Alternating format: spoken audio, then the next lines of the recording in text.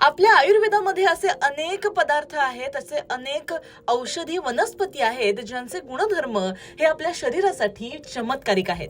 असाच आयुर्वेदामध्ये औषधांची माता मानला जाणारी वनस्पती म्हणजेच हिरडा. हिरडा हा त्रिफळा चूर्णातील एक मुख्य घटक आहे. हिरड्याचे अनेक सर्वसामान्य फायदे तर तुम्हाला माहिती असतील, पण त्या पलीकडे जाऊन मनाला आणि शरीराला ताजतवानं ठेवणारे असे त्याचे अननोन फॅक्ट्स मी तुम्हाला सांगणार आहे. त्यामुळे व्हिडिओ शेवटपर्यंत बघा. नंबर 1, मेंदूची कार्यक्षमता आणि स्मरणशक्ती वाढवणं. हिरड्यामध्ये न्यूट्रोपिक अर्थातच मेंदूची ताकद वाढवणारे गुणधर्म आहेत. हे मेंदूतील न्यूरॉन्स सक्रिय ठेवायला मदत करतात, ज्यामुळे आपली स्मरणशक्ती एकदम तीव्र होते, एकाग्रता वाढते आणि मानसिक थकवा सुद्धा दूर होतो. नंबर 2, रक्तातील साखरेवर नियंत्रण ठेवण्याचं काम अँटी डायबिटिक हा सुद्धा हिरडा आहे. हिरड्यामध्ये असणारे चॅब्युलिनिक ऍसिड शरीरातील इन्सुलिनची संवेदनशीलता वाढवतात, त्यामुळे रक्तातील ग्लुकोजची पातळी अचानक वाढत नाही. मधुमेहींसाठी याचं नियमित सेवन केलं तर अत्यंत फायदेशीर ठरू शकतं. नंबर 3,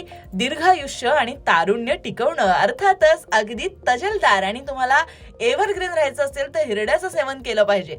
आयुर्वेदानुसार हिरडा हा एक उत्तम अँटी एजिंग आहे. हा शरीरातील पेशींचा होणारा ऱ्हास थांबवतो आणि जुनाट आजारापासून शरीराचं रक्षण करतो. यामुळे त्वचा, शरीराचे अवयव दीर्घकाळ तरुण राहायला मदत होते. नंबर 4, ते म्हणजे तोंडाचं आरोग्य आणि दुर्गंधी दूर करणं. अर्थातच ओरल हायजीन.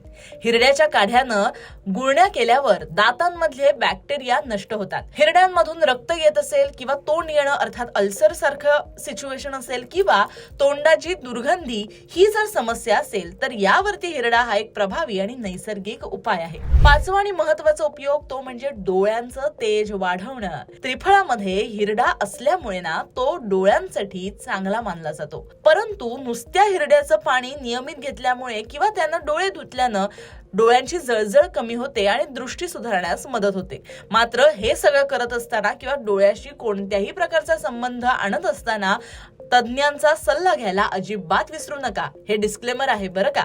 6वा आणि महत्वाचा मुद्दा वजन कमी करणं आणि मेटाबॉलिझम सुधारणं. हिरडा हा शरीरातील अग्नी प्रदीप्त करतो, त्यामुळे खाल्लेलं अन्न नीट पचतं. शरीरातील विषारी टॉक्सिन्स मटेरियल जे आहेत ते सगळे बाहेर पडतात आणि अनावश्यक चरबी ही सुद्धा कमी व्हायला मदत होते. 7वा पर्याय आहे ते म्हणजे केसांचं आरोग्य राखणं. हिरड्यामध्ये अँटीऑक्सिडंट आणि लोह मुबलक प्रमाणात असतं. हिरड्याच्या तेलानं किंवा चूर्णाच्या लेपानं केसांची मुळं घट्ट होतात, कोंडा कमी होतो आणि केस अकाली पांढरे होण्याची समस्या सुद्धा दूर होते. 8वा आणि महत्वाचा फायदा तो म्हणजे इम्युनिटी बुस्टर. मंडळी, यामध्ये असणारे व्हिटॅमिन सी आणि गॅलिक ऍसिड शरीराची इम्युन सिस्टीम मजबूत करतात.